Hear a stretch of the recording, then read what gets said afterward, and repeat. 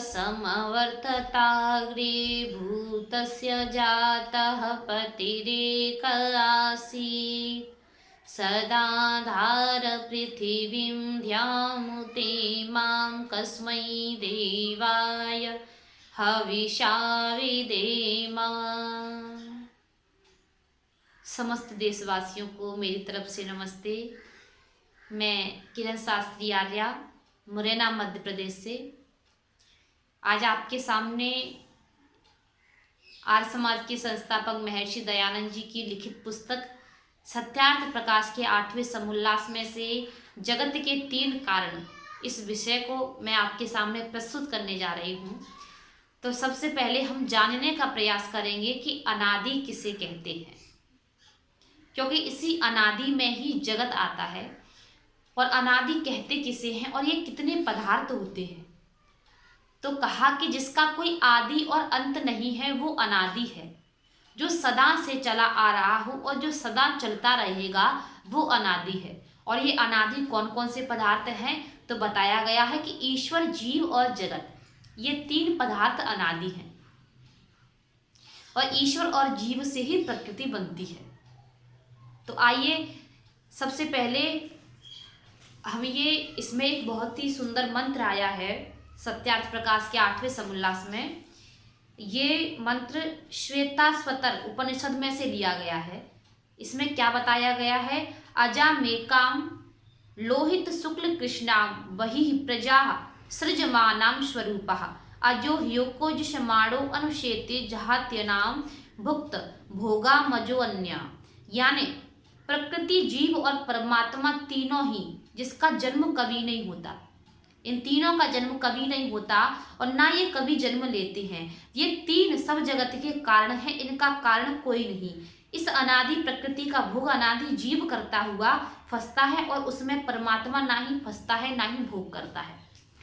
तो देखिए इसमें क्या बताया है कि ये तीनों पदार्थ जो है ये कभी जन्म नहीं लेते, यानी प्रकृति, जीव और परमात्मा, ये तीनों जगत के कारण हैं। और इसमें जीव फंसता है और जिसमें परमात्मा नहीं फंसता, इसमें फल भोगने में। तो देखिए अभी इस मंत्र की बहुत ही सुंदर व्याख्या है और मैं भी आपको बताने का प्रयास करूंगी कि जगत के 3 कारण कौन कौन से हैं। कि जिस प्रकार संसार में 2 पदार्थ हैं, एक है कारण, एक है कार्य। यदि कोई कार्य करने जा रहे हैं, यदि कोई कार्य हो रहा है तो उसका कारण भी अवश्य होगा, और यदि कोई कारण है तो उसका कार्य भी अवश्य होगा। तो उसी प्रकार कारण और कार्य दोनों ही परस्पर मिले हुए हैं। कारण के बिना कार्य नहीं है और कार्य के बिना कारण नहीं है। तो इसी प्रकार जगत को बनाने के लिए 3 कारणों का यहाँ पर प्रयोग है। और वो कौन कौन से कारण हैं, देखिए बहुत ही सुंदर व्याख्या है इसकी, समझने का प्रयास करेंगे। ये जगत के 3 कारण हैं। नंबर 1 निमित्त कारण, नंबर 2 उपादान कारण, नंबर 3 है साधारण कारण। तो इसको जानने के लिए हम एक छोटा सा प्रसंग सुनेंगे कि जिस प्रकार एक कुम्हार है और वो बहुत ही अच्छी मिट्टी से एक घड़े का निर्माण करता है, और उस घड़े का निर्माण करने के लिए उसे कई साधनों की आवश्यकता पड़ती है, जैसे कि नेत्रों की यानी देखने के लिए, विवेक की यानी बुद्धि की भी आवश्यकता पड़ती है, और प्रकाश की भी आवश्यकता पड़ती है, हाथों की भी आवश्यकता पड़ती है, जल की भी आवश्यकता पड़ती है। तो इसी प्रकार परमात्मा ने जगत को बनाने के लिए अब हम जानेंगे कि किन किन साधनों का प्रयोग किया, और परमात्मा ने सबसे महत्वपूर्ण जो साधन था उससे परमात्मा ने किस प्रकार जगत को बनाया। नंबर 1 निमित्त कारण। निमित्त कारण नंबर 1, जो निमित्त कारण है इस पर वेदांत कहता है कि बनाने वाला कुछ ना बनाए तो कुछ भी ना बने और कुछ भी उत्पन्न ना हो। बनाने वाला यानी परमात्मा। जैसे कुम्हार, ये तो कुम्हार घड़े का निर्माण ही ना करे तो फिर घड़ा कैसे बन सकता है। जैसे परमात्मा इसका उदाहरण है, उसी प्रकार कुम्हार से हम लेंगे तो समझ में आएगा कि जैसे कि परमात्मा यदि जगत को ना बनाए तो ये सृष्टि नहीं रच सकती, और परमात्मा का ये कार्य है। जैसे नेत्रों का एक स्वाभाविक गुण है देखना, उसी प्रकार परमात्मा का भी एक स्वाभाविक गुण है कि जगत की उत्पत्ति करना। तो इससे हमें पता चलता है कि परमात्मा निमित्त कारण है। नंबर 2 पर आता है उपादान कारण। और जो उपादान कारण है इसमें न्याय दर्शन कहता है कि यदि उपादान कारण ना हो तो कुछ भी ना बन सके। जैसे मिट्टी, इसमें उपादान कारण जो है वो मिट्टी है। यदि मिट्टी ना हो तो घड़े का निर्माण ही नहीं हो सकता।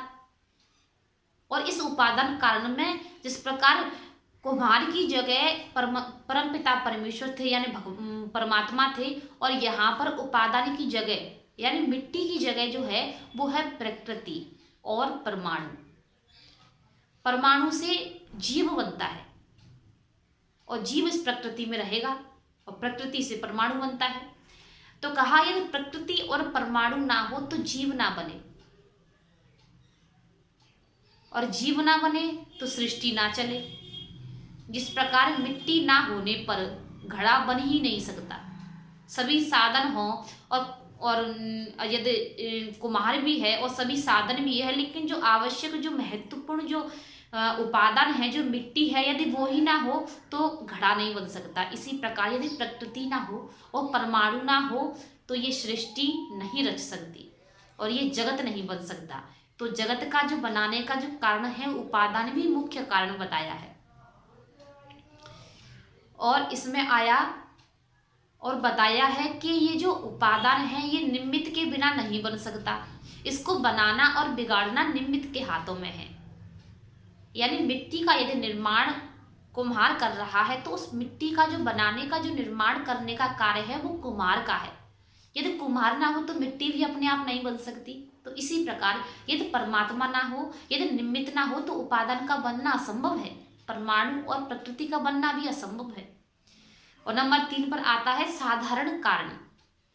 आपको मैंने बताया जैसे कि घड़े के बनाने के लिए कई साधनों की आवश्यकता पड़ती है, जैसे कि नेत्र की, प्रकाश की, जल की, बुद्धि की, हाथों की, इन सब की आवश्यकता पड़ती है। उसी प्रकार परमात्मा ने जगत को बनाने के लिए भी कई साधनों का प्रयोग किया।